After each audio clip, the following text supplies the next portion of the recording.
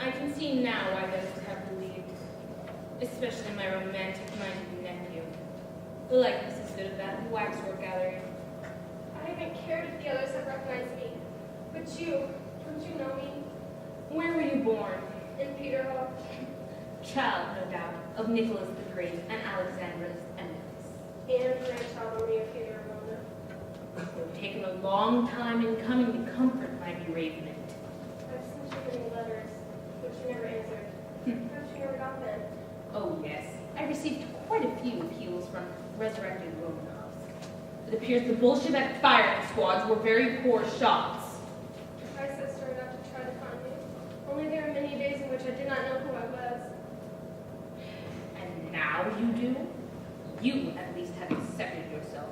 Now tell me, how long have you been an actress? As in your own case, Your Majesty, since earliest childhood. Ah, yes.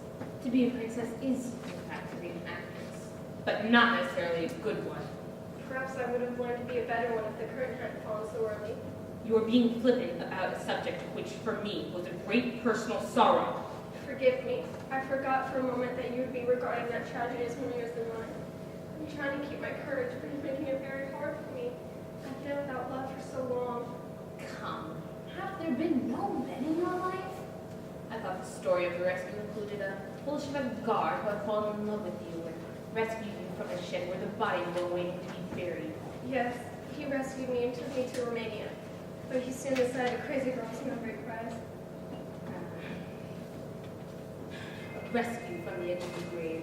Years of memory lost in an asylum. Excellent material for melodrama. Long, empty days in which the consciousness of living can play through pain. Hardly melodrama, Grandmama. Did I give you permission to call me by that name? I'm sorry, it slipped out. I'll try to guard my tongue. You think my response would be to grant you that privilege? A lonely old woman should only be glad to hear someone call her grandmama. My loneliness has been as bitter as yours. You ask me for recognition, for love, and you do it well. Your eyes are moist, and your voice is full of feeling. The love you ask for belongs to someone who is dead. And so you thrust me from you? I was told you would ask me difficult questions, but you were not interested enough to ask me any.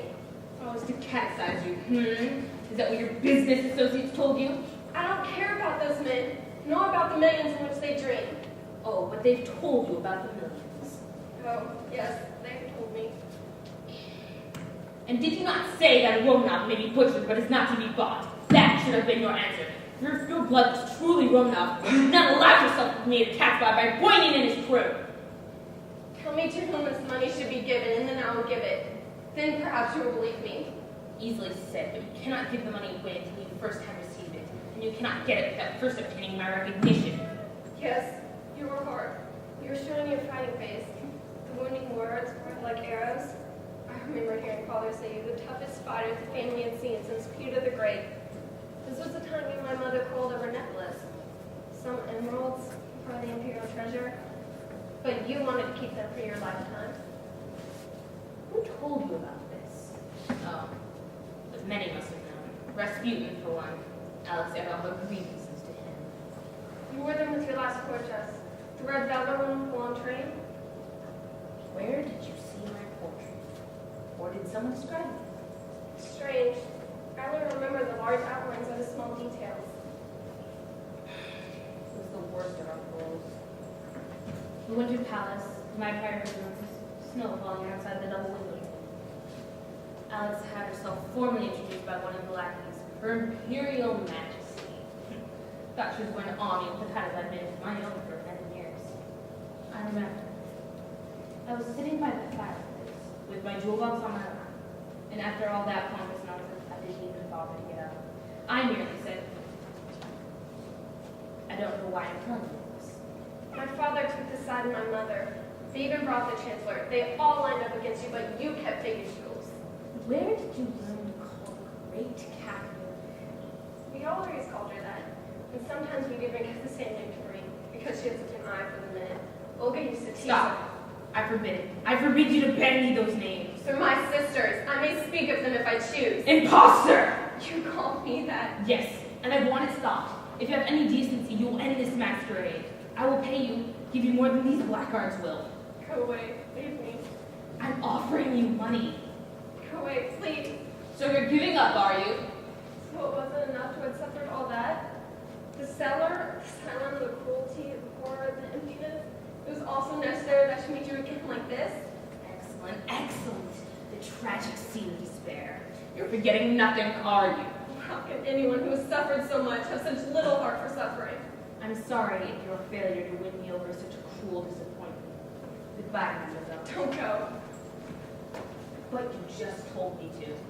Please, not yet. I'll say nothing more to try and convince you. And what do you want of me? Just a moment longer. Let me hear your voice. Put my hand among yours. Please, just a moment longer to touch your dress. To close my eyes and fancy you on the terrace of Lavadia. With the smell of the sea and echo of laughter from the tennis courts where father and Olga were playing. You called me little one, Mordecai. It was your own special name for me. You said, Are you ill? nothing serious. But you've seen a doctor. A good one? Oh yes, I'm well acquainted with doctors. It is kind of you to ask, and I'm not surprised after all that you do not recognize me. I know I've altered very much indeed. Let me go, please. I must go home. What is strange is you've altered so little. You still see me that day my finger was pinching your carriage door, and you told me to try not to cry because I was the daughter of the Tsar. Let me go. Look, it is still not quite straight, that finger. Or can't you tell the difference from the others? You are too clever for me. I don't know how you do these things. But please, mademoiselle, I'm an old woman. I have not the strength. Very well. Go if you must. We've met again after all these years, the only two left of our family. It was interesting talking to you, mademoiselle. I will come back when my mind is clear. But now, No, perhaps we shouldn't come again. We've met again after all these years, are the only two left of our family.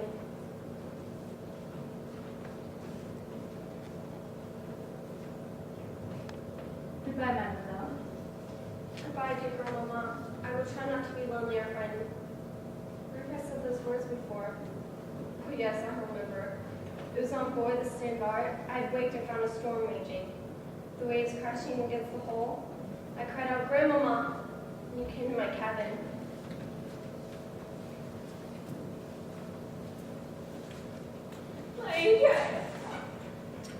I've waited so long for you. I've been looking for you everywhere.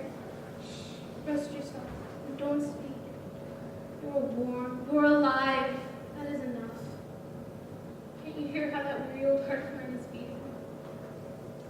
I can stand no more for now. I must go. No. Let go of my dress. That is what you used to do as a child. Be sensible, Malachi. I must go.